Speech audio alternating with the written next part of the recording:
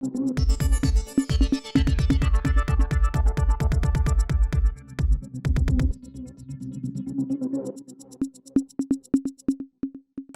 அரசியல் களத்தின் ஒவ்வொரு நகர்வுகளையும் தொடர்ச்சியாக விவாதித்து வரக்கூடிய நமது நியூஸ் போக்கஸ் தமிழ் சேனலை சப்ஸ்கிரைப் செய்து இணைந்திருங்கள். நியூஸ் போக்கஸ் தமிழ் நேயர்களுக்கு வணக்கம். இன்று நம்மோடு இணைந்திருக்கும் சிறப்பு விருந்தினர் அரசியல் விமர்சகர் டாக்டர் சர்மிளா அவர்கள். வணக்கம் மேம். வணக்கம் மேம். கடந்த சில மாதங்களாகவே தமிழகத்தில் பெண்கள் மீதான வன்முறைகள் அதிகரிச்சிருக்க சூழல்ல சிங்கப்பெண் சிறப்பு அதிரடிப்படை உருவாக்கப்பட்டிருக்கு. அந்த நிகழ்ச்சியில பேசிய முதலமைச்சர் விஜய் அவர்கள் என்ன சொன்னார் அப்படின்னா, பெண்கள் பாதுகாப்பு சட்ட ஒழுங்கு மட்டும் சார்ந்ததல்ல, தனி மனித ஒழுக்கம் வேண்டும் சொல்லி பேசியிருக்காரு. எப்படி பாக்குறீங்க நிகழ்ச்சியை? நல்ல விஷயம்தான். அவர் சொன்னது நியாயமான ஒரு விஷயம்தான்.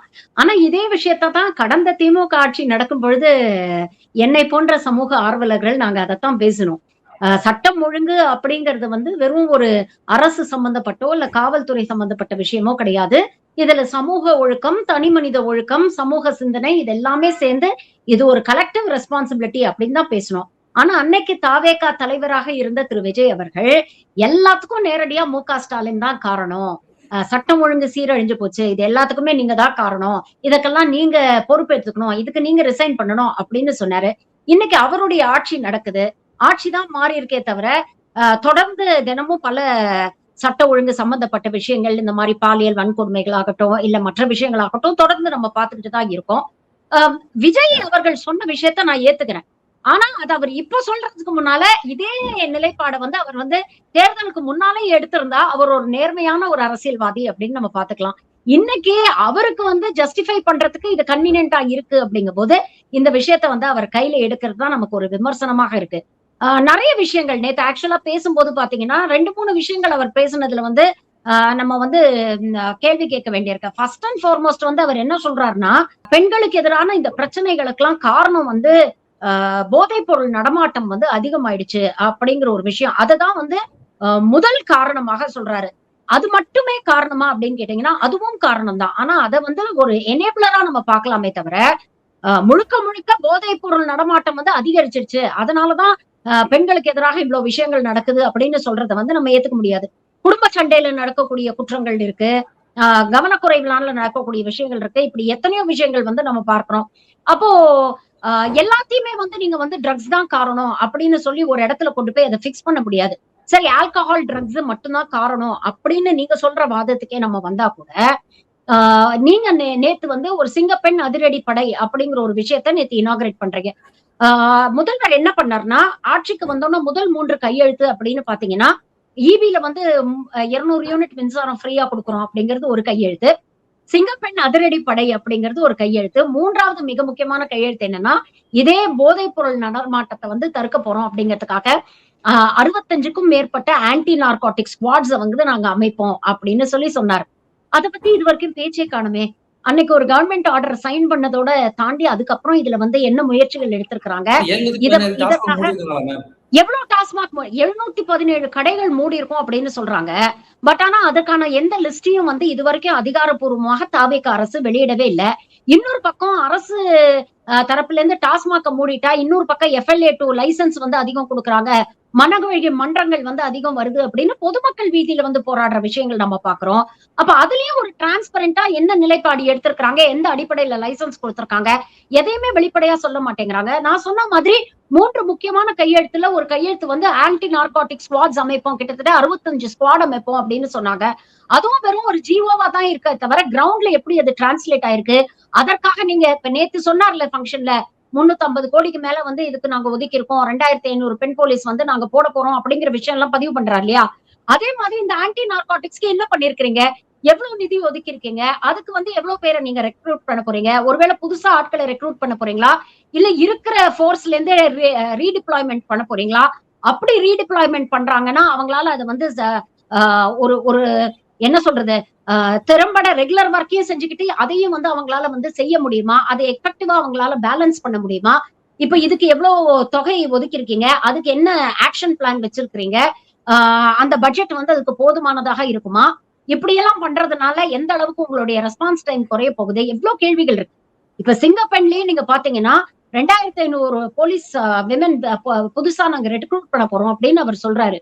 நீங்க குறைஞ்சபட்சம் தமிழ்நாட்டுடைய மக்கள் தொகை வந்து 8 கோடி அப்படின்னு வச்சுக்கிட்டீங்கன்னா அதுல பாதிக்கு பாதி பெண்கள் இருக்கிறாங்க. சோ கிட்டத்தட்ட ஒரு பெண்கள் குழந்தைகள் எல்லாரும் சேர்த்தீங்கனாலே கிட்டத்தட்ட ஒரு 4-5 கோடி பேர் இருப்பாங்க இல்லையா? அப்ப அவங்களுக்கு வெறும் 2500 போலீஸ் போதுமா அப்படிங்கிற ஒரு கேள்வி இருக்குல்ல.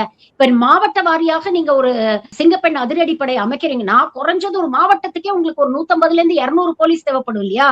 அப்போ ஒட்டு மொத்தமா யோசிச்சு பாருங்களேன், எவ்வளவு பெரிய ஒரு ஃபோர்ஸ், ஒரு படை தேவைப்பட போகுது. அப்ப அப்படிப்பட்ட படைக்கான தேர்ந்தெடுக்கிறதுக்கான இது கெப்பாசிட்டி நம்ம கிட்ட இருக்கா? அப்படி தேர்ந்தெடுக்கப்படுறவங்களுக்கு வந்து சம்பளம் கொடுக்கறதுக்கான கெப்பாசிட்டி இந்த அரசுக்கு இருக்கா? இது எல்லாமே பிராக்டிகலா நம்ம யோசிக்க வேண்டியிருக்குல்ல. ஆப்டிக்ஸ்க்கு கேட்கறதுக்கு நல்லா தான் இருக்கு. ரொம்ப ஸ்மார்ட்டா அவங்க யூனிஃபார்ம் எல்லாம் போட்டுக்கிட்டு புது ஜீப் எல்லாம் வந்து வரிசைப்படுத்தி முதலமைச்சர் அதுல ஏறி அந்த வண்டியை ஓட்டிட்டு போறது, பின்னால வந்து பேக்ரவுண்ட் மியூசிக், அதற்கான ஒரு ஏஐ விஷுவல்ஸ் இதெல்லாம் வந்து பாக்குறதுக்கு நல்லா தான் இருக்கு. பட் பிராக்டிகலா கிரவுண்ட் லெவல்ல இதெல்லாம் டிரான்ஸ்லேட் ஆகுமா அப்படிங்கறத நாம பொறுத்து இருந்துதான் பார்க்கணும். நான் விமர்சனமா சொல்லல.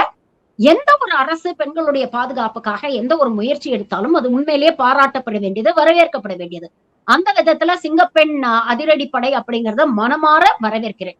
பட் அது எந்த அளவுக்கு டிரான்ஸ்லேட் ஆகுது கிரவுண்ட்ல, எஃபெக்டிவா இருக்கா அப்படிங்கறத நம்ம பொறுத்து இருந்துதான் பார்க்கணும். நமக்கான இதை கேள்வி என்ன அப்படின்னா, தமிழ்நாட்டுல வந்து மகளிருக்கான காவல் நிலையங்கள் இருக்கு, பிங்க் பெட்ரோல் இருக்கு, இவ்வளவு இருந்தும் பெண்கள் மீதான வன்முறை குறையாத சூழல்ல சிங்கப்பெண் அதிரடிப்படை உருவாக்குறது மூலியமா எந்த அளவு வந்து பெண்கள் மீதான வன்முறையை வந்து குறைக்க முடியுமா? எக்ஸாக்ட்லி இந்த இடத்துலதான் வந்து கடந்த ஆட்சியிலையும் வந்து நம்ம என்ன சொன்னோம்னா, என்னதான் பிங்க் பெட்ரோல் இருந்தாலும், என்னதான் காவலன் ஆப் இருந்தாலும், என்னதான் சம்பவம் நடந்ததுக்கு அப்புறம் போலீஸ் துரிதமா வந்து நடவடிக்கை எடுத்தாலும், என்னதான் 3 மாசத்துல குற்றவாளிக்கு தண்டனை வாங்கி கொடுத்தாலும், இது ஒரு கலெக்டிவ் ரெஸ்பான்சிபிலிட்டி. சமூகத்துல ஒரு மாற்றம் வரணும், தனி மனித ஒழுக்கம் வரணும். இதைத்தான் கடந்த ஆட்சியிலையும் பேசுறோம், இப்பவும் பேசுறோம். இப்ப கூட இது எல்லாத்துக்கும் நேரடியா போய் விஜய காரணம் காட்டணும் அப்படின்னு சொல்றது அபத்தம். எப்படி ஸ்டாலினை வந்து நீங்க காரணம் காட்டினது அபத்தமோ, அந்த மாதிரி இப்பவும் விஜய நேரடியா பொறுப்புல நிறுத்துறது வந்து அபத்தம். எதிர்கட்சிகள் அதை செய்வாங்க. பிகாஸ் அவங்களுக்கு அதுல ஒரு அரசியல் இருக்கு. நீங்க கடந்த ஆட்சி காலத்துல நீங்க பண்ணீங்க, அப்ப இப்ப நீங்க தானே அந்த மாதிரி சொன்னீங்க, அப்போ அன்னைக்கு ஸ்டாலின் பொறுப்பேற்கணும்னா இன்னைக்கு நீங்க பொறுப்பேற்கணும் அப்படின்னு கட்சிகள் பேசலாம். ஆனா ஒரு சமூக ஆர்வலரா பொதுவா நம்ம பேசும் பொழுது அப்படி நம்ம பேச முடியாது. இதுல வந்து சோசியல் ரெஸ்பான்சிபிலிட்டி ஒண்ணு இருக்கு. நேத்து விஜய் பேசுனதுல அது ரொம்ப முக்கியமா நான் பாக்குறேன். அவர் சொன்னாரு, சமூக ஒழுங்கு முக்கியம், தனி மனித ஒழுக்கம் ரொம்ப முக்கியம் அப்படின்னு சொன்னாரு. அவர் இதற்கு முன்னால இன்னைக்கு 1 மாசமா தான் அவர் முதலமைச்சரா இருக்காரு. இதற்கு முன்னால கிட்டத்தட்ட 30 ஆண்டு காலம் அவர் சினிமால இருந்தாரு. ஒரு மிகப்பெரிய ஒரு ஹீரோவா இருந்தாரு. இன்னைக்கு இருக்கக்கூடிய யங்கர் ஜெனரேஷன்ல ஆரம்பிச்சு வயசானவங்க வரைக்கும் எல்லாருக்கும் அக்ராஸ் ஏஜ் குரூப்ஸ் பிடிக்கக்கூடிய ஒரு ஹீரோவா தான் இருந்தாரு. அவருடைய திரைப்படங்கள்ல அவர் இந்த தனி மனித ஒழுக்கத்தை எந்த அளவுக்கு கடைபிடிச்சிருக்கிறாரு அப்படிங்கறத நம்ம பார்க்கணும் இல்லையா? இன்னைக்கு போதைப் பொருள் கலாச்சாரம் வந்து குடியும் போதையும் தான் இந்த போன்ற விஷயங்களுக்கு வந்து முக்கியமான காரணமா இருக்குன்னு சொல்லக்கூடியவர். அவருடைய கடைசி திரைப்படம் வரைக்கும் நீங்க பாத்தீங்கன்னா, குடிச்சிட்டு ஐட்டம் டான்ஸ் ஆடுறது, இல்ல குடிச்சிட்டு ஒரு குத்து டான்ஸ் ஆடுறது அப்படிங்கிறது அவருடைய படத்துல ரொம்ப இயல்பாக இருக்கக்கூடிய ஒரு விஷயமா தானே இருந்தது. அதே மாதிரி இன்னைக்கு வந்து பெண்களுக்கு எதிராக இவ்வளவு வன்கொடுமை நடக்குதுன்னா, உங்கள் திரைப்படத்துல நீங்க வயலன்ஸ குளோரிஃபை தானே பண்ணிருக்கீங்க. கடைசியில வந்து ஜனநாயகன் போஸ்டர் முதல் கொண்டு அறிவாள்ல இருந்து நீங்க ரத்தத்தை நக்குற மாதிரி ஒரு போஸ்டர் நீங்க போடுறீங்க. அப்ப நீங்க வந்து ஒரு பக்கம் வந்து குடிக்கிறது, அப்புறம் இந்த மாதிரி ட்ரக்ஸ் கலாச்சாரம், அப்புறம் இந்த மாதிரி வயலன்ஸ் எல்லாம் நீங்க ஒரு பக்கம் குளோரிஃபை பண்ணிட்டு, அதுதான் வந்து ட்ரெண்ட், அதுதான் வைபு அப்படின்னு நீங்க சொல்லிட்டு, இன்னொரு பக்கம் வந்து நீங்க தனிமனித ஒழுக்கம் அப்படின்னு பாடம் எடுக்கிறது எந்த விதத்துல நியாயம் அப்படிங்கிற ஒரு கேள்விய நாம மாண்புமிகு முதலமைச்சர் விஜய் அவர்கிட்ட கேட்கணுமா இல்லையா? அப்ப நீங்க உங்கள் திரைப்படத்துல நீங்க என்ன பண்ணிருக்கீங்க? இப்ப கூட இட் இஸ் நாட் லேட். இப்ப கூட சமூக வலைதளங்கள்ல இவர் சொல்றாரு இல்லையா, பெண்களுக்கு பாதுகாப்பு ரொம்ப முக்கியம். நேத்து கூட பேசும்பொழுது சொன்னாரு, கல்வி நிலையங்கள்லயும் சரி, வேலை செய்யக்கூடிய இடங்கள்லயும் சரி, பப்ளிக் ஸ்பேசஸ்லயும் சரி, பெண்கள் வந்து பாதுகாப்பாவும் இருக்கணும், டிக்னிட்டியோடவும் அவங்க இருக்கணும். அதுதான் வந்து உண்மையான ஒரு அரசாங்கத்தோட சக்சஸ் அப்படின்னு சொல்றாரு. அந்த உண்மையான அந்த அரசாங்கத்துடைய சக்சஸ நீங்க அந்த மாற்றத்தை முதல்ல உங்க கட்சிக்குள்ள இருந்து ஆரம்பிக்கணும். நீங்க பாத்தீங்கன்னா நேத்து கும்மிடிப்பூண்டியில ஒரு பெண் நிர்வாகி, தாவேகா பெண் நிர்வாகி 2 தாவேகா நிர்வாகிகள் சேர்ந்து வேலை வாங்கி தரோம்னு சொல்லி ஏமாத்தி கூட்டு பாலியல் வன்கொடுமை செஞ்சுட்டாங்க. இந்த குற்றவாளிகளுக்கு அந்த தாவேகா எம்எல்ஏ, அங்க இருக்கக்கூடிய லோக்கல் தாவேகா எம்எல்ஏ அவர் ஆதரவா இருக்கிறாரு, அவங்களை காப்பாத்த முயற்சி பண்றாரு. இது சம்பந்தமா ஆதவர்ஜுனா வரைக்கும் நான் போய் வந்து கம்ப்ளைண்ட் கொடுத்துட்டேன். ஆனா எந்த விதமான நடவடிக்கையும் எடுக்க மாட்டேங்கிறாங்க. மாறாக கட்சியில இருந்து என்ன நீக்கிட்டாங்க அப்படின்னு ஒரு குற்றச்சாட்டு சொல்றாங்க. அப்போ the change has to begin from home இல்ல. நீங்க உங்களுடைய கட்சியில இருந்து இந்த மாற்றத்தை நீங்க உருவாக்க வேண்டாமா? இன்னொரு பக்கம் நீங்க பாத்தீங்க இல்லங்க, நான் இதை பேசி முடிச்சுட்டு, திருச்செந்தூர்ல இந்த சிங்கப்பெண் அதிரடிப்படையை சேர்ந்த ஒரு பெண்ணுக்கே அங்க இருக்கக்கூடிய ஒரு உயர் காவல்துறை அதிகாரி வந்து பாலியல் தொல்லை கொடுத்திருக்காரு அப்படின்னு சொல்றாங்க. சிங்கப்பெண் அப்படின்னு பேர் வச்சுட்டா மட்டும் அந்த பெண்கள் வந்து சிங்கப்பெண் ஆயிடுவாங்களா? அப்ப அவங்களுக்கே பாதுகாப்பு இல்ல அப்படிங்கும் பொழுது அவங்க எப்படி சமூகத்துல இருக்கக்கூடிய பெண்களுடைய பாதுகாப்பை உறுதி செய்ய போறாங்க? அப்புறம் களத்துல நடக்கக்கூடிய இல்ல கிரவுண்ட் லெவல்ல நடக்கக்கூடிய சட்டம் ஒழுங்கு விஷயத்தை பத்தி தான் நீங்க பேசுறீங்க.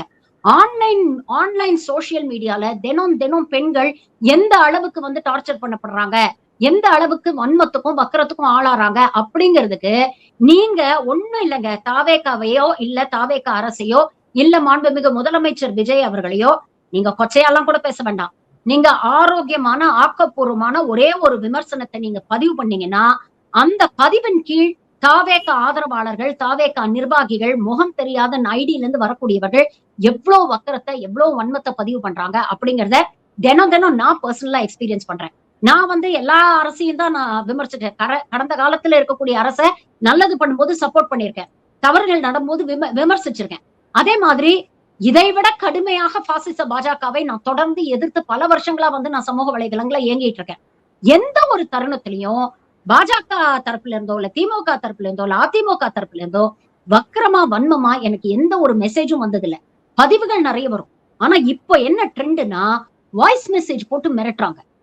என்ன மாதிரியான மிரட்டல்கள் அப்படின்னு பாத்தீங்கன்னா, உன்னை காலி பண்ணிடுவேன், உன் வீடு எங்க இருக்குன்னு கண்டுபிடிச்சு வந்து உன்னை அடிப்பேன், உன்னுடைய பிறப்புறுப்புல ஆசிட் ஊத்திடுவேன். இத பத்தி நான் மட்டும் சொல்லலைங்க, இன்னொரு பெண் நிருபரும் இது போன்ற ஒரு கருத்தை நேரடியாக விஜய் அவர்களை டேக் பண்ணி அவங்க பதிவு பண்ணியிருந்தாங்க.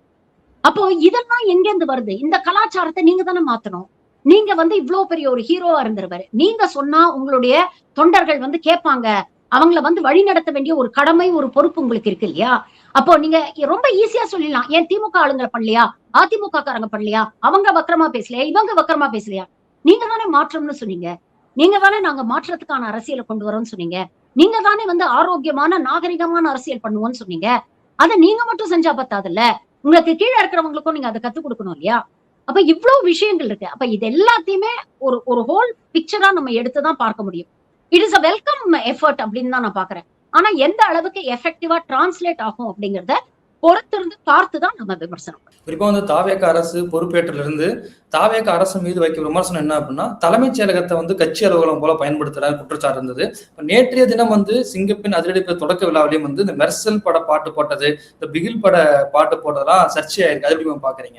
ஏங்க, நான் வந்து இதெல்லாம் வந்து ரொம்ப மேலோட்டமான விமர்சனங்கள்ங்க. நான் வந்து what I honestly feel is, இந்த அரசுடைய இந்த அரசு வந்து இது போன்ற விமர்சனங்களுக்கு இந்த போன்ற விமர்சனங்களை வந்து நாம முன்னிறுத்தே இதெல்லாம் ஹைலைட் பண்றதுனால உண்மையிலேயே இவங்களுடைய கவர்னன்ஸ்ல இருக்கக்கூடிய விமர்சனங்களை வந்து நாமளே நீர்த்து போக செய்யறோமோ, டிஸ்ட்ராக்ட் பண்ண செய்யறோமோ அப்படின்னு ஆனஸ்டா நான் ஃபீல் பண்றேன். அவங்களுக்கு இதெல்லாம் ஒரு மேட்டரே கிடையாதுங்க. நீங்க இப்போ ஒரு ஆளுநருடைய விழாவுல தமிழ்தாய் வாழ்த்து 3ஆவதாக பாடப்பட்டது அப்படிங்கிற ஒரு விமர்சனத்தை நம்ம வச்சா தாவேகா தரப்புல தாவேகா ஆதரவாளர்கள் எப்படி தெரியுமா அதுக்கு ரியாக்ட் பண்றாங்க? என்னங்க பிரச்சனை உங்களுக்கு? அதான் பாடிட்டாங்கல்ல, 3ஆவதா பாடினா என்ன, முதலா பாடினா என்ன, அதான் தமிழ்தாய் வாழ்த்து பாடிட்டாங்கல்ல அப்படின்னு சொல்றாங்க. அப்படிப்பட்டவங்க கிட்ட நீங்க போய் இந்த மாதிரி விஷயங்கள்லாம் நீங்க லாஜிக்கா வந்து ஆர்கியூவே பண்ண முடியாது. ஏன்னா நாமெல்லாம் என்ன சொல்றது, நாமெல்லாம் ரொம்ப ரேஷனலா திங்க் பண்ணக்கூடியவங்க, அவங்க ரொம்ப இமோஷனலா திங்க் பண்ணக்கூடிய. அதுதான் இது ரெண்டு பேரும். அவங்கள வந்து அறிவிலிகள் முட்டாள்கள்னு நான் சொல்லல, அவங்க இமோஷனலா தான் திங்க் பண்றாங்க. அவங்க எப்பவுமே அவங்களுடைய தலைவரை முன்னிறுத்தி அவருடைய பார்வையில இருந்து தான் எல்லா விஷயத்தையும் பாக்குறாங்க. நாம பொதுவாக மக்கள் பார்வையில இருந்து பல விஷயங்களை பாக்குறோம். அப்போ நாம வந்து கடந்து வந்த ஒரு வரலாறு அப்படிங்கறது அந்த ஜெனரேஷனுக்கு, அவரை பின்பற்றுறவங்களுக்கு தெரிய மாட்டேங்குது. ஒரு இடுப்புல இருக்கக்கூடிய துண்டை தோல்ல கொண்டு வரதுக்கு 100 வருஷம் போராட்டம் பண்ணியிருக்கோம். பெண்கள் வந்து மேலாடை அணிவதற்கு 100 வருஷம் போராட்டம் பண்ணியிருக்கோம். கோவிலுக்கு இந்த புறம் 700 அடி தள்ளி கொடிம கம்பத்துக்கு இந்த பக்கம் நிக்கிறவங்கள கோவிலுக்குள்ள கூட்டிட்டு போறதுக்கு ஒரு 100 வருஷம் நம்ம போராட்டம் பண்ணியிருக்கோம். மாநில உரிமைகளுக்காக போராட்டம் பண்ணியிருக்கிறோம், மொழிக்கான போராட்டம் பண்ணியிருக்கிறோம். இந்த வரலாறு எல்லாம் அவங்களுக்கு தெரியாது. அவங்களுக்கு தெரிஞ்ச அரசியல் இன்ஸ்டாகிராம் மூலமாக அவர்களுக்கு கடத்தப்படக்கூடிய அரசியல். அவங்களுக்கு என்ன கடத்தப்படுதோ அதை அடிப்படையா வச்சுதான் அவங்க அரசியல் அணுகுறாங்க. அதை தாண்டி நம்ம வரலாறு என்ன, உண்மைகள் என்ன அப்படிங்கறத தெரிஞ்சுக்கணும்னு கூட அவங்க முயற்சி பண்றது இல்ல. அதனாலதான் சின்ன சின்ன விஷயங்கள் கூட இன்னைக்கு ஃபேக் நியூஸா. இப்ப நேற்று சிங்கப்பெண் அதிரடிப்படையில அந்த நிகழ்ச்சியிலேயே நீங்க பாருங்க, முதலமைச்சர் அவர்களே மேடையில பேசுறாரு. அதாவது ட்ரோன் பேட்ரோல முதல் முறையாக இந்தியாவில நாம கொண்டு வந்திருக்கோம் அப்படின்னு பேசுறாரு. அது நீங்க சிம்பிள் ஒரு கூகுள் ஃபேக்ட் செக் பண்ணாலே விஷயம் தெரிஞ்சிருங்க. கேரளால முதல் முறையா அதை வந்து அறிமுகப்படுத்தினாங்க. அதுக்கப்புறம் பாத்தீங்கன்னா தமிழ்நாட்டிலயும் இருக்கு, ஆந்திரால இருக்கு, பல மாநிலங்கள்ல இன்னைக்கு ட்ரோன் பேட்ரோல் இருக்கு. அப்படி இருக்கும் பொழுது இப்படிப்பட்ட ஒரு பொய் அவர் சொல்றாரு. உடனே அதை வந்து ஒரு டெம்ப்ளேட்டா பண்ணி ஒரு நியூஸ் கார்டா பண்ணி மெயின் ஸ்ட்ரீம் ஊடகங்களே வந்து அதை ஒரு செய்தியா போடுறாங்க. அப்போ இதெல்லாம் நீங்க போய் அவங்க கிட்ட தினம் தினம் இது போன்ற விஷயங்களுக்கெல்லாம் தினம் தினம் நம்ம பேச வேண்டியிருக்கு. தினம் தினம் இந்த ஃபேக் நியூஸ் எல்லாம் நம்ம பஸ்ட் பண்ண வேண்டியிருக்கு. அப்படி முக்கியமான விஷயங்கள் இருக்கும்பொழுது இந்த மாதிரி பேண்ட்ல வந்து சினிமா பாட்டு வாசிச்சாங்க. எனக்கு ஐ ஃபீல் இட் இஸ் இரலவென்ட்ங்க. அது என்ன பாட்டு வாசிட்டு இருந்தாலும் I feel it is irrelevant. இங்க நாம முக்கியமாக பேச வேண்டிய விஷயங்கள் எவ்வளவோ இருக்கு. இந்த அரசாங்கத்தை விமர்சனம் பண்ணணும்னா இவங்க ஆட்சியில் இருக்கக்கூடிய இவங்களுடைய கவர்னன்ஸ், இவங்களுடைய இன்எக்ஸ்பீரியன்ஸ், இதை நாம விமர்சனம் பண்ணணுமே தவிர இது போன்ற சின்ன விஷயங்கள்ல போய் நம்ம எனர்ஜியை வேஸ்ட் பண்ணக்கூடாதுன்னு நான் ஆனஸ்டா ஃபீல் பண்றேன். ஓகே, இவ்வளவு நேரம் நிகழ்வில் கலந்து கொண்டு பல்வேறு கருத்துக்களை பயந்தமைக்கு நன்றி. நன்றி, வணக்கம்.